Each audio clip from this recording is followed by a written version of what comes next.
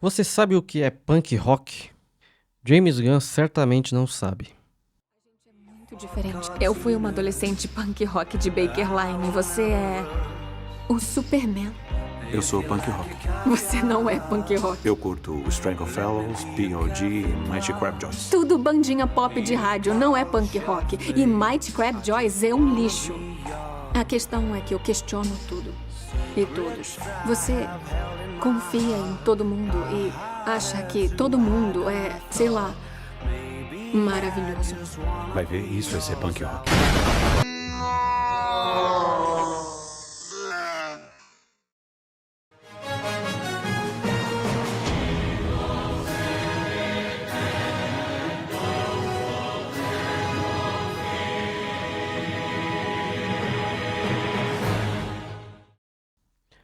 Olá a todos, aqui é o Omega One, sejam bem-vindos a mais um Rock Gnose aqui no canal Nova Gênesis. Esse quadro onde interagimos com a gnose, o conhecimento divino, místico, salvador, presente e submerso no rock e seus derivados. Como dizia Philip K. Dick, o ouro no lixo. Marujos, esse vídeo ele tem como objetivo despedaçar essa visão nonsense, essa narrativa que o Pedogan quer colocar como uma suposta nova versão do que é ser punk rock, atribuindo isso ao falso Superman dele. Com isso mostrando que não só esse maníaco pervertido de Hollywood não conhece o verdadeiro Superman, como também não conhece o verdadeiro punk. Portanto, esse vídeo se tratará de um gatekeeping, que servirá para desarmar essa armadilha perniciosa que esse novo filme colocou. E eu vou mostrar o absurdo disso. Para quem tá por fora, de forma resumida, o James Gunn no filme do Bushman dele, simplesmente botou pro Bushman falar que o verdadeiro punk rock é você ser gentil, é ser uma boa pessoa, ajudar os outros, sorrir sempre. Isso no mundo do DC do James Gunn é ser punk. Na DC distorcida do James Gunn, você ser uma pessoa minimamente normal é ser punk rock. Pior, na verdade muito pior. O que ele mostra acaba sendo que ser um panaca ridículo, frouxo, egocêntrico, ridicularizado por todos, é ser super. Ah, mas por que egocêntrico? Porque enquanto o verdadeiro Superman, por exemplo, apenas salva as pessoas e se sacrifica por elas diversas vezes, ele faz o que tem que fazer, que é derrotar o mal, mesmo que isso faça com que parte da população o rejeite pela presença alienígena barra divina, que a mera presença avassaladora dele causa, porque ele é super de verdade, o falso Superman do James Gunn faz um discurso falando de si próprio sobre o quanto ele é bom, o quanto ele é fraco, o quanto ele é humano, o quanto ele é um bosta igual a você e a mim. E isso enquanto apanha o filme todo e é salvo pelos outros. O filme todo, como o nosso capitão já mostrou aqui várias vezes. Será que isso é ser punk? No mundo onde o incrível e extraordinário se tornou comum, onde o assustador não existe mais, onde o mal se tornou obsoleto, você se achar bonzinho é ser punk? No mundo sem ameaças, para que serve o punk? E o que é ser punk? A resposta para isso é a mesma resposta do porquê o underground é a essência do rock. Mas, para responder, nós vamos navegar um pouco pela história do punk rock. O que é o punk rock? O que é ser punk?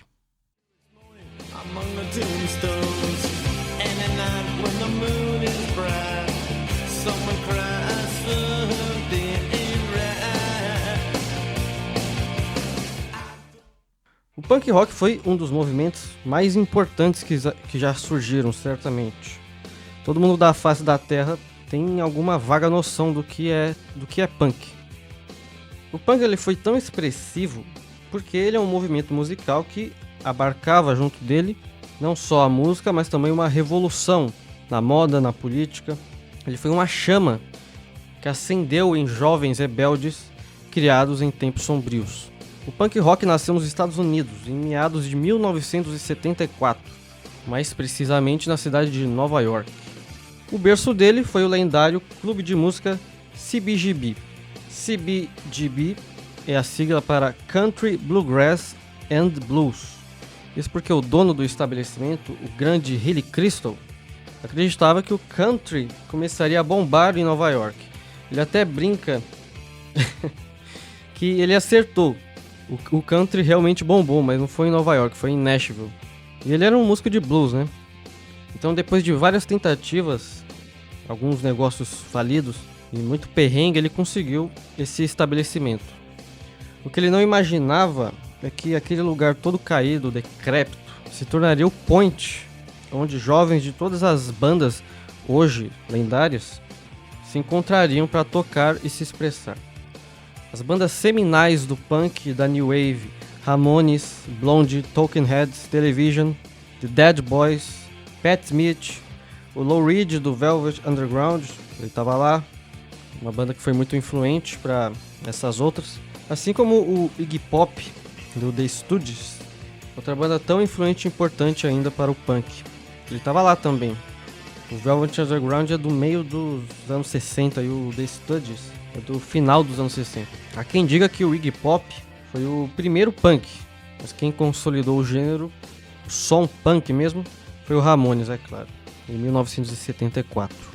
The New York Boys também são outros que faziam parte dessa cena do punk primitivo, proto-punk, né? Surgiu nesse clube. Recomendo para vocês o filme, tem um filme com o Alan Rickman e o Rupert Grint. O Alan Rickman ele interpreta o Hilly Crystal. O nome do filme é CBGBs, o berço do punk rock. Muito bom.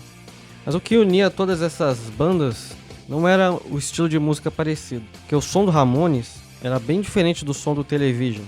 O que unia essas bandas e os fez serem chamados de punk rock, além de eles estarem juntos ali, tocando no mesmo lugar, na mesma época, era a filosofia que todas essas bandas, todos esses jovens compartilhavam, que tem muito a ver com o ambiente onde eles estavam. Primeiro, qual era o ambiente em que eles estavam? A cidade de Nova York, completamente decadente, violenta e falida no início dos anos 70. O CBGB ficava no Bowery, que é um bairro que era bem violento na época. Londres, para onde o punk vai se alastrar logo em seguida também, estava em um estado parecido, assim como São Paulo, mas com alguns diferenciais. Mas já chego nesses outros dois casos. Qual era a cena musical nessa época? Esse é outro ponto, né? Antes do punk surgir, o que estava rolando era o rock progressivo. Músicos muito virtuosos, músicas longas e complexas. Você tinha o Led Zeppelin lá, deuses intocáveis, absolutos. E como que esses jovens iam responder a isso, né? Com simplicidade e atitude. Eles voltaram às origens do rock and roll. Músicas curtas, com não mais que 3 acordes, som rápido, dançante, sujo, com a filosofia simples do do it yourself. Faça você mesmo. E também de que qualquer um poderia montar uma banda, né? Como se fosse uma espécie de revivalismo do movimento greaser e rocker dos anos 60. O som dos Ramones tem muito do rockabilly e do surf rock. E se você vai ver as letras do Ramones, é sempre um negócio, como que eu posso dizer? É sempre no modo indicativo, eu gosto disso, eu não gosto daquilo. É simbólico que o gênero que resgatou características originais do rock and roll tenha surgido num lugar chamado Country Bluegrass and Blues, os gêneros que deram origem ao rock. É importante destacar também que no CBGB, enquanto essas bandas se apresentavam, caras como o John Armstrong e o Martin Perry, no espírito do faça você mesmo, criaram as primeiras revistas fanzines punk, e foram muito importantes para espalhar essa cultura. O John Armstrong, ele foi o cofundador da Punk Magazine em 1975, que é a fanzine que acredita-se ter popularizado o termo punk, que foi usado pela primeira vez para designar esse movimento na revista Cream, a famosa revista de rock and roll, que dizem ter cunhado o termo heavy metal também. O Armstrong também foi responsável pela arte da capa de 2 álbuns do Ramones, o Rocket to Russia e o Road to Rome, 2 capas icônicas demais.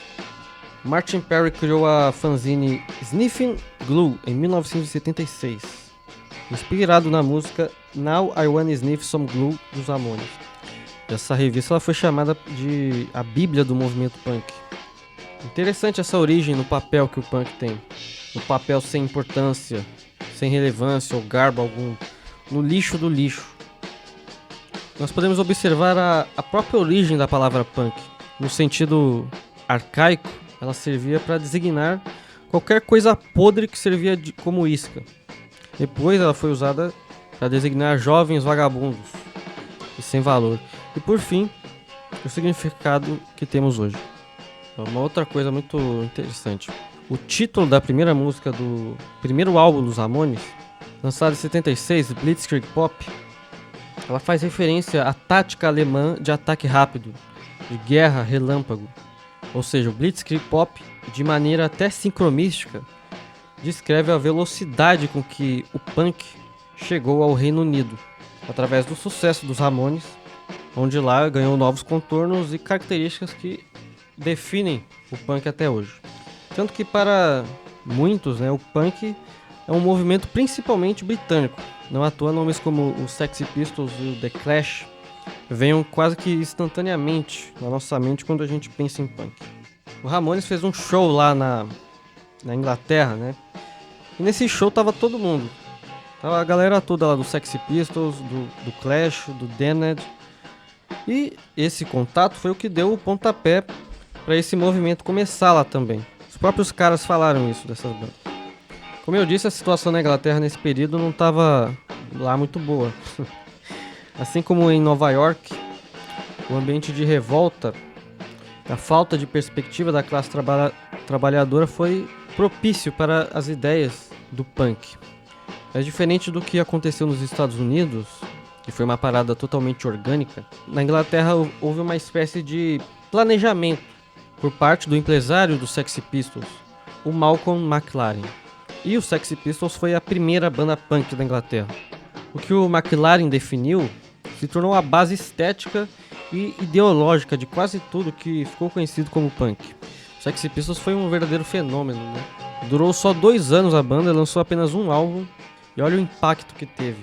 Mas foi o Malcolm McLaren quem escolheu, quem juntou os caras da banda. Ele que escolheu a estética punk, que ele ajudou a consolidar, junto com a Vivienne Westwood, uma estilista hoje lendária, que possuía uma boutique de moda em Londres chamada Sex. A loja era de ambos, Eles dois administravam.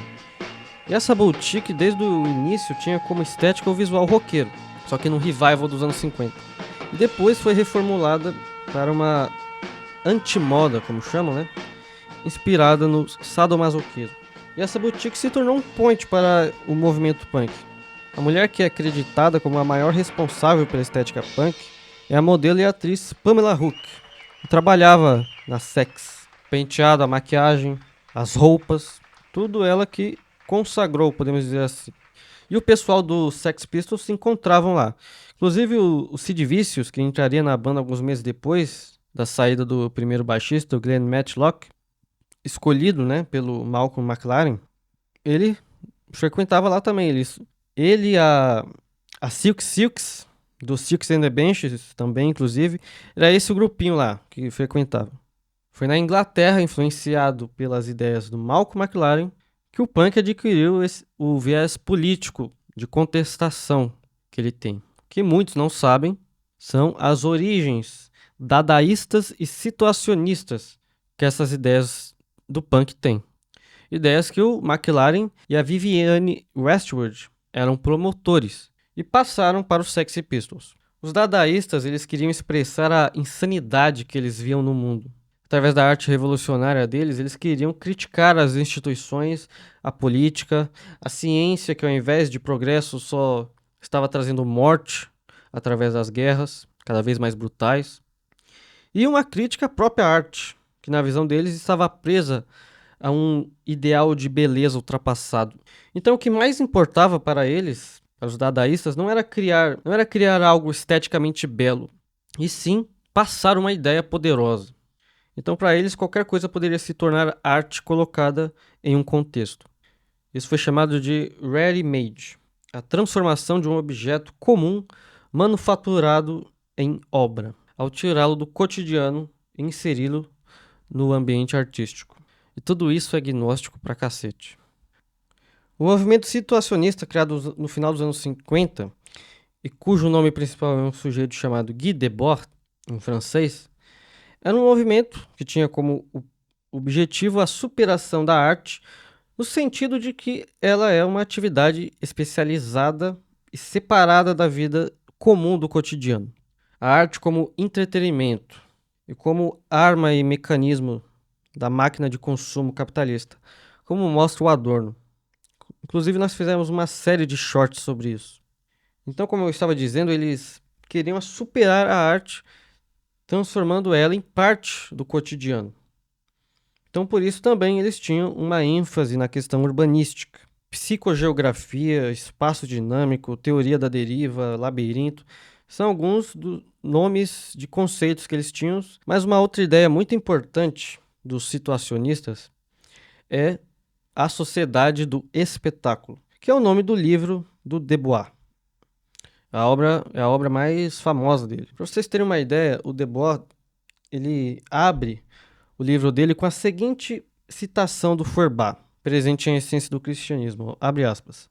Nosso tempo, sem dúvida, prefere a imagem à coisa, a cópia ao original, a representação à realidade, a aparência ao ser. O que é sagrado para ele não passa de ilusão, pois a verdade está no profano. Ou seja, à medida que decresce a verdade, a ilusão aumenta, e o sagrado cresce a seus olhos de forma que o cúmulo da ilusão é também o cúmulo do sagrado. Fecha aspas. Agora, para explicar para vocês o que é a sociedade do espetáculo, eu vou ler um trecho do site Educa Mais Brasil. Abre aspas. No livro, Debord argumenta que a sociedade moderna é dominada pelo espetáculo, uma forma de representação da realidade que se torna mais importante do que a própria realidade. O espetáculo, segundo ele, é uma manifestação da alienação, onde as relações sociais são mediadas por imagens e representações, perdendo sua autenticidade. Debord indica em sua obra a comodificação de todas as esferas da vida, onde as relações sociais, a cultura e até mesmo a resistência são transformadas em mercadorias. Ele argumenta que o capitalismo transforma tudo em mercadoria, inclusive as experiências humanas. Fecha aspas. E agora um trecho de um artigo escrito pelo Rodolfo Ward, chamado A Sociedade do Espetáculo na Contemporaneidade, só para ficar claro para vocês. Para Debois, vivemos em uma sociedade do espetáculo, onde a mercadoria e a aparência se tornaram mais valorizadas no contexto das relações sociais, tornando-se uma forma de relação social em que o ter e o aparentar ser suprem momentaneamente o viver, objetificando e artificializando as experiências que deixam de ser vividas em sua essência. A imagem que o indivíduo tenta transmitir de si mesmo ou do modo de vida que vive ultrapassa a realidade e torna a imagem, a representação, uma nova realidade ficcional, ou seja, uma realidade construída por ficções. Fecha aspas. E aí você coloca as ideias do Baudrillard também, né? Que a gente sempre cita aqui. Daí, dessas ideias é que vem a anarquia e a rebelião do punk. Os Sex Pistols e os Dead Boys, por exemplo, eles usavam suásticas e outros símbolos nazifascistas, assim como comunistas, como forma de deboche dos valores políticos, morais e culturais. Ou seja, é o desprezo por ideologias, o desprezo completo por querer pertencer a algo. As letras das músicas elas tinham um tom sarcástico e agressivo, não panaca, como o James Gunn faz.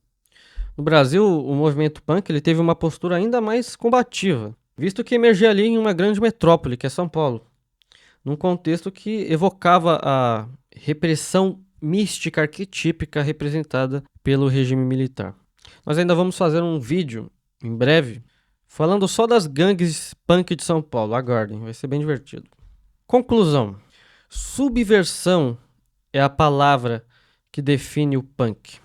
O contrário de querer pagar de bonzinho para se exibir e pagar de bom moço, de cidadão exemplo, super do bem, como o James Gunn faz com o seu Superman. É fundamentalmente não desejar a aceitação dos demais, como o Superman panaca dele deseja o tempo inteiro. A Sociedade do Espetáculo diz que ser punk rock é ser gentil. Isso tem muito a ver também com o que o Mark Fisher diz em seu livro Realismo Capitalista, a respeito do rock e do hip hop. Nós postamos um trecho aqui nos posts do canal. O rock, em sua essência, ele era utópico, e por isso ele foi substituído na máquina capitalista pelo hip hop, que por sua postura de, entre aspas, falar da realidade, pré-formatando de forma subliminar as pessoas para que a aceitem, servia de forma muito mais eficaz ao sistema. É a mesma coisa que o James Gunn tenta fazer aqui, ao querer dar esse novo sentido ao que é ser punk, invertendo de forma perversa seu significado original. É uma interpolação espúria, como diria Philip K. Dick. Nada mais do que a sociedade do espetáculo, a sociedade das aparências. Não tem nada menos punk do que isso. É isso, eu vou ficando por aqui. Se você gostou desse vídeo, compartilhe, dê like ou dislike e comente. Até a próxima, marujos. Ouçam punk de verdade.